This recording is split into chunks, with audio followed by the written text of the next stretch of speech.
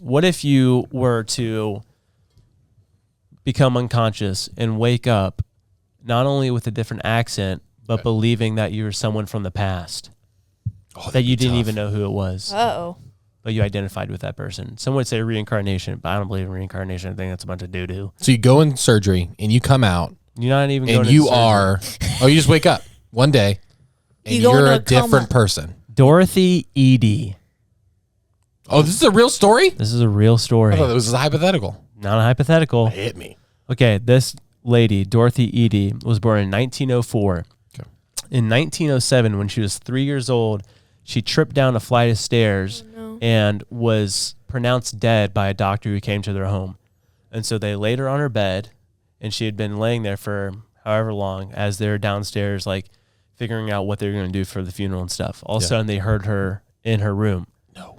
And they walk up there, alive and well, playing on her bed. And when she started talking, they noticed that she had a strange accent that they couldn't identify.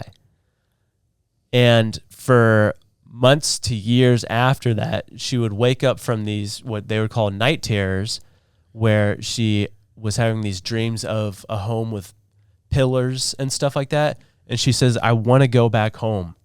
I want to go back home. And they're like, what are you talking about? So weird. When she was 4 years old, they brought her to the British Museum. Mm-hmm. And she was just a 4-year-old in a museum, just kind of bored and stuff. Having the time of their life. And then when they went to the part of Egypt, her eyes lit up and she ran over to one of the mummies, and her mom ran over there and she started bowing down and stuff. And then the mom's like, what are you doing? She said, these are my people. What? And then further into the museum, she saw a picture of, the Temple of Seti, Seti. And she said, that's my home. And they're like, okay, you're 4. You're kind of sure. you're freaking us out a little bit. But she was obsessed. She's like, that's my home, but it looks different.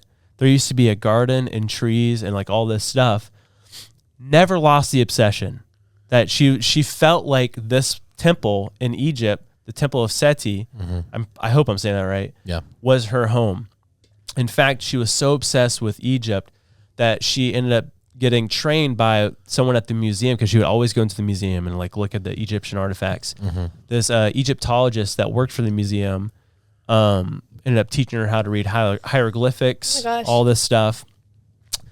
And then it was in 1940s, I think. She ended up moving to Egypt and marrying an Egyptian man. Didn't work out, whatever, because they said that she was acting more Egyptian than the family she was married into. And they're basically like, you're chill. Yeah. Chill. Doing whatever. It's like when someone moves to Florida and they pretend to be more Floridian. What am I doing that's more Floridian? I'm not calling you Don't out. do that. Yeah, don't throw stones. Okay, lady. You're from Joplin. What am I doing that's making it act like I'm from Florida? What have I ever said? Changing your driver's license? How dare you? You have to, legally. I don't know if you know this. But in the 1950s, she was hired by Egypt for the Department of Antiquities, because she was obsessed with going to these ruins and doing her own archaeology kind of stuff. And so she was hired by the Department of Antiquities. And one of the heads of the department thought she was just full of crap, basically. Yeah. And brought her to the Temple of Seti, which she claimed was her home. And it was still barely excavated. It was there's some parts that were open. He knew the layout though of this place, and they went at dark, or at night. They had a torch, and he said, "Okay, show me or walk me to where this thing is in the temple." No way. Straight there. And he kept on doing it. They did it for hours. Bring me to where this place is. Brought him straight there, and he did this 6 times, and she nailed it every single time. And so he's like, "This is weird. Yeah, this is super weird." And she's like, "Actually, this one part." She said, that used to be the garden. She said, you should dig here. You're going to find the garden. Sure enough, they dug down, and there was an ancient garden there, that had been buried. And then she's like, well, what was the other one? Yeah, so there's the garden, and she just kept on doing that. Like, if you dig here, you're gonna find this. If you dig here, you're gonna find this. Yeah. And then, but she would make claims of like, under the feet of the Sphinx, there's a library, ancient library that's under the feet of the Sphinx, but they will not excavate that. Like, they will not dig down. Yeah. But do you remember it was whatever the Egyptologist guy is? Yeah. I forget his name. He's a booger, right? Yeah. Yep. Someone claimed to have found a tunnel that leads under the Sphinx, but he closed it off. And he's like, no, you can't go down there. Of course. Yeah. Of course. But she also said, well before this was a common thing, she said, yeah, the Sphinx was before my time too. It was created ages, like it's more ancient than ancient Egypt. And she said the head of the Sphinx was different as well. And they ended up changing it over time. Interesting. Yeah. That's insane. Yeah, and so she lived there. She's passed away since then, but people were claiming that she was just crazy, but she legit.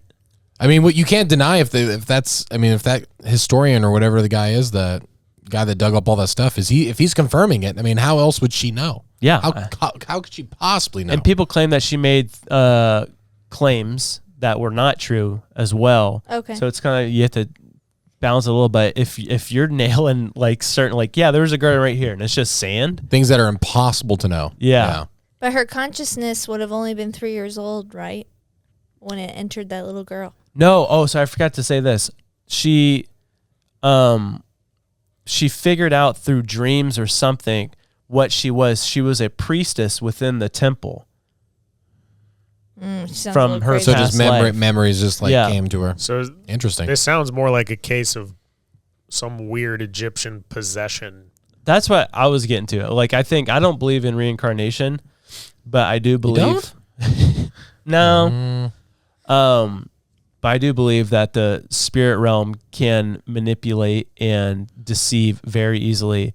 And if they've been around since forever, they have a lot of knowledge of where stuff is and all that. And they're good at deception, They so are. it's going to make you believe whatever you want to believe. And like, let's go down this rabbit hole. If there is an ancient library with ancient texts, possibly, like fallen angel stuff, and they were loving the perversion of creation, it would make sense that they were trying to have somebody uncover what had been hidden. Yeah.